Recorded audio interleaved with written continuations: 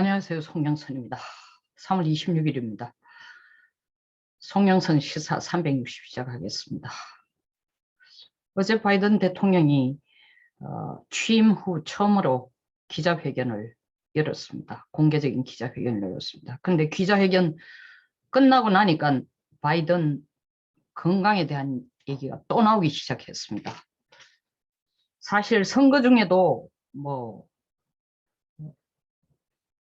치매설이 나돌고 과연 저 나이에 대통령직을 수행하겠냐 많은 얘기들이 있었습니다. 바이든은 참고로 1942년 11월 20일 생이에요.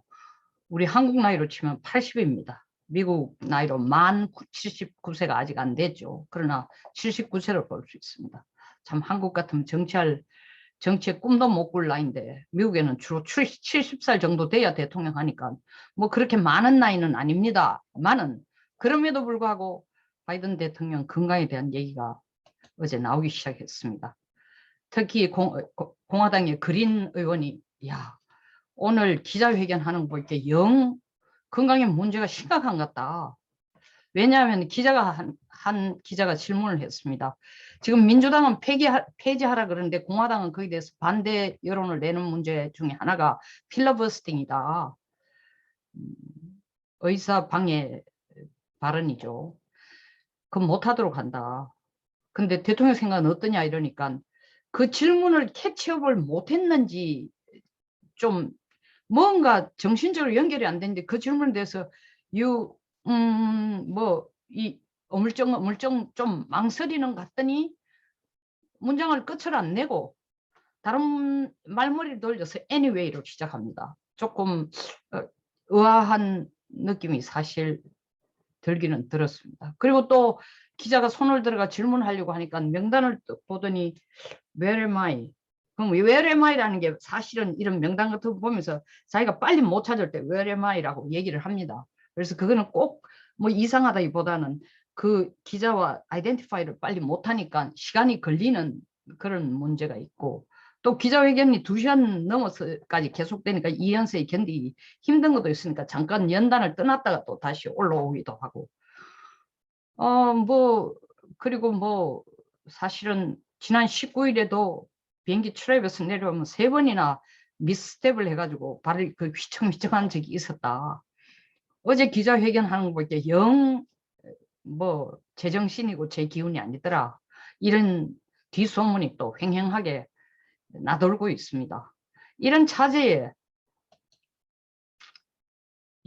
이번에도 사실은 테쿰세 저주가 아직도 적용이 되는가? 내가 사실은 테쿰세 저주에 대해서는 방송을 전에도 한 2번 정도 했습니다. 그리고 지난해 11월 3일 미국 대선이 있기 전에 트럼프가 당선이 되더라도 테쿰세의 저주가 적용이 된다면 임기를 못 채울 것이다 라는 얘기까지 했고 또 그 다음에 찍은 것은 바이든이 되더라도 바이든도 자기 임기를 못 채울 거다. 테쿰세 저주에 따라서라고 얘기했습니다. 그랬더니 댓글들이 그럼 미신을 믿나 한데 미신은 아니고요. 이게 징크스인데 아주 참 희한하게 맞아 들어갑니다. 120년간. 이 테쿰세라는 사람은 누구냐면 아메리칸 인디안 추장이에요. 그러니까 미국이 1978년 이 미국으로서의 한 국가로서 독립선언을 하고 난 뒤부터 자기 영토를 13개 주에서 시작해서 동부 13개 주에서 시작해서 서부 쪽으로 계속 퍼져나가면서 영토를 확장해 나가는 과정에 많은 아메리칸 인디언들을 죽이고 아메리칸 인디언들이 차지하고 있는 영토를 미국이 계속 정복하기 시작합니다. 그러니까 이 테쿰세 추장이 영국하고 연합해가지고 영국으로부터 미국이 독립했으니까 영국 제발 우리 좀 도와서 미국이 더 이상 확장 안 하도록 도와주시오 해서 영국하고 손을 잡고 사실은 캐나다 테임스 지역에서 전투에서 같이 싸우다가 1813년에 죽으면서 예언을 뭐라고 남겼냐면 내가 죽은 후에 끝자리가 0으로 해당되는 해에 이 0이라는 거 20년 0이에요. 해당되는 해에 당선되는 대통령은 임기 중에 죽을 것이다 라고 했는데 이게 참 리플리의 믿거나 말거나인데 참 아이러니컬하게 1840 1813년에 죽었는데 1820년에는 그 저주가 먹혔는지 안 먹혔는지 모르는데 예외였고 1840년부터 120년간에 걸쳐서 하나, 둘, 셋, 넷, 다섯, 여섯, 일곱 명의 대통령이 취임하면서 임기를 못 채우고 암살을 당하거나 병으로 죽습니다. 그러면 1960년 다음에 여기에 테콤스 저주에 맞춰 들어간 사람은 1980년 같으면 라놀드 레가이죠. 안 죽었잖아. 임기 다 마쳤잖아. 라고 얘기하실 분. 또 그리고 2000년에는 조지 부시. 아니 부시도 사실은 임기 마쳤잖아. 얘기하는데 이제 테콤스의 저주가 먹혀든다고 주장하는 사람들의 논리는 사실은 레가는 임기는 채웠지만 임기 중에 힝클리로부터 권총을 맞아요. 총격을 당하지만 경호원이 잘 막아가 살아났습니다. 그러나 그 총격으로 사실 수술을 합니다. 수술하고 난 뒤에 이 레간이 치매가 왔어요. 그러니까 사실은 치매로 돌아가셨어요. 그러니까 사람들은 임기 안 죽었지만 결국 치매 걸렸다는 게 테콤스의 저주 아니냐.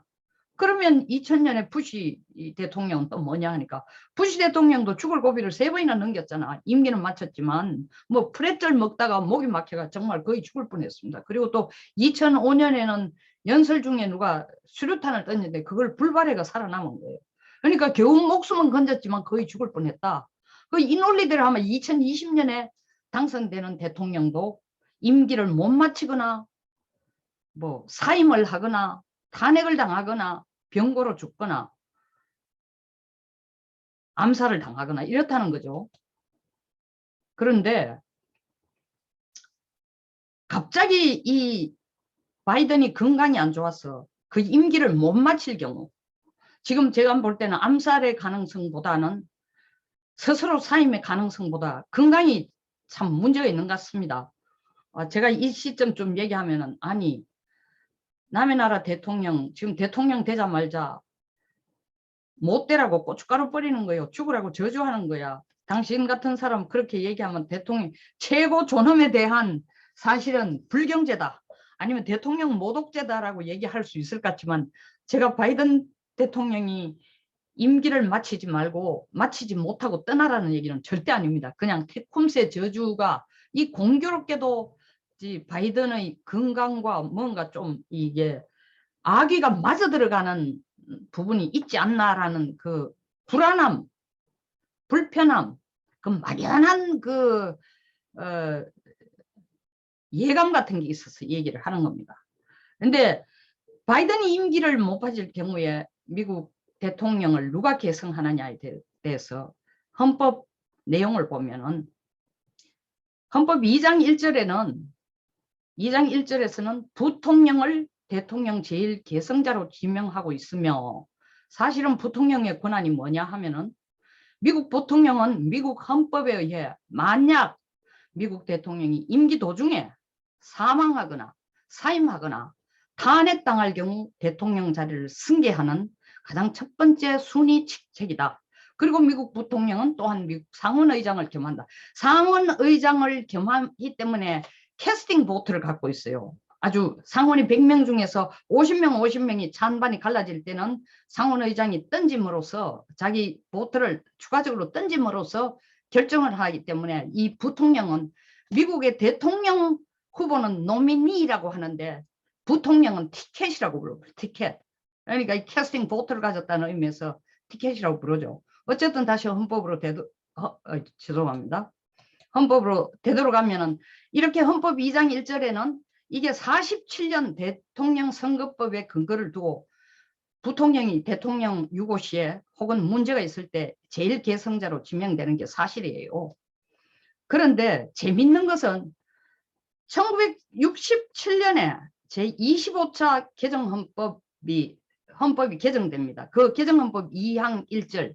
이 67년이라는 게 뭐냐면 1963년 11월 달에 케네디 대통령이 암살당하고 난 뒤에 린던 존슨이 부통령 린던 존슨이 대통령으로 취임을 바로 승계를 했습니다. 그 후에 케네디 법을 만들어낸 것이 바로 이 67년에 통과된 25차 헌법 개정 2항 1절의 내용이에요. 부통령은 대통령을 직접적 계승자인 건 맞다. 그대로 하라. 그러나 만약 대통령이 사망하거나 하야하거나 탄핵당한 경우 부통령이 대통령이 된다. 케네디 암살 시에 린던 존슨이 했는 것처럼 맞다. 그러나 25차 개정헌법은 또한 뭐를 또한 명시했느냐면 추가적으로 대통령이 외과 수술을 받거나 정신적으로 불안정한 상태일 때는 일시적으로 꼭 정신적으로 불안정 안 해도 일시적으로 직위수행이 불능해. 그럼 뭐 육체적으로도 아주 건강이 안 좋을 때겠죠. 부통령이 대통령직을 승계할 경우 부통령이 대통령직을 승계할 수 있습니다. 할 경우에 이러면 부통령 자리가 공석이 되지 않습니까? 그럼 공석이 되면 공석이 된 부통령직을 대통령이 맡고 대통령이 부통령직을 맡는다는 겁니다. 이 의회가 이를 승인하도록 했다. 그러니까 부통령이 대통령하고 대통령이 부통령직을 맡는 것을 의회가 승인하도록 67년 25차 개정헌법에서 명시를 했습니다. 그런데 이전까지는 부통령이 대통령직을 계승하거나 부통령직에 물러날 경우, 그러니까 부통령이 대통령 되기 전까지나 계승하거나 부통령직에서 자리를 떠야 대통령이 되죠. 이 경우에 그 빈자리 부통령직은 그 이전까지라는 건 이 대통령이 부통령직을 맡지 않을 경우에는 부통령직이 비어 있잖아요. 그 이 부통령직은 다음 대선까지 공석으로 남겨둔다라고 되어 있습니다. 그러니까 바이든이 건강이 안 좋았어. 부통령으로 내려앉았어. 부통령직을 맡는 것을 원칙으로 하지만 그것도 안 될 경우에는 부통령 선거는 다시 안 한다는 거죠. 다음 대선 때까지.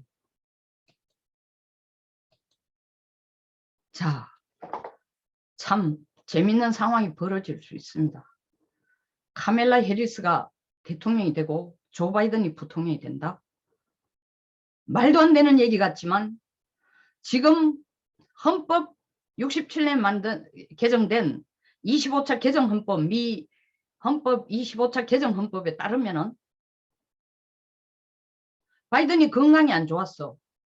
병원에 입원을 했거나 외과 수술을 받거나 이럴 경우에는 이 헌법 조항에 의해서 카멜라 해리스가 대통령이 되게 돼 있어요. 그리고 바이든은 부통령을 할 수 있는 권한은 주어지지만 자기가 못할 경우에는 그 부통령 자리를 다음 대선 때까지 비워둔다는 겁니다. 지켜봐야겠습니다. 어떻게 될지. 만약에 바이든 대통령이 4년 임기를 마칠 수 있으면은 테콤스의 저주는 1980년 라널드 레간 대통령부터 시작해서 점점 약간 그 정확한 저주가 관역에 맞춰지지 않고 약간 익셉셔널 예외적인 경우로 흘러가기 시작했습니다. 그래서 바이든도 예외적으로 흘러가서 일단 4년 임기를 채우게 될 겁니다. 그러나 바이든 건강이 좋지 않다면은 아이러니컬하게 그 자리가 대통령 자리가 건강 문제 때문에 부통령에게 넘겨질 수도 있다는 겁니다. 저는 그런 일이 일어나기를 기대하고 바라는 사람은 결코 아닙니다. 어느 나라든 대통령이 선출이 되면 그 대통령이 임기를 채우는 것이 제일 안정적인 정권을 유지할 수 있습니다. 문재인 대통령 지금 나라를 끌어가는 게 너무 마음에 안 들지만 단 한 가지 저는 대통령을 중간에 탄핵시키는 것은 절대 바람직하지 않다. 쫓아내는 건 사임시키는 건 절대 바람직하지 않다. 왜? 나라가 많이 흔들립니다. 더 흔들립니다. 세계 최강국, 세계 제1의 대국인, 강대국인 미국의 대통령이 중간에 이 개인적인 건강 이유로 그 자리를 지키지 못할 때 사실은 주는 여파가 정치적인 여파, 직접 미국보다도 중국, 한국, 북한에게 주는 여파, 뭐 유럽이나 다른 나라도 있겠지만 만만치 않으리라고 봅니다. 어쨌든 지켜볼 만한 일입니다. 바이든 대통령이 끝까지 4년 동안 대통령직을 수행하기를 바랍니다. 그러나 회견장에서 나타난 건강을 볼 때 이런 걱정도 든다라는 차원에서 오늘 테콤스의 저주 아직도 살아있나? 라는 차원에서 한번 살펴봤습니다. 자, 영상 마음에 드시거나 공감하시면 좋아요, 그리고 구독, 알림 설정을 부탁드립니다. 끝까지 시청해 주셔서 감사합니다. 좋은 저녁, 좋은 주말 되시기 바랍니다. 감사합니다.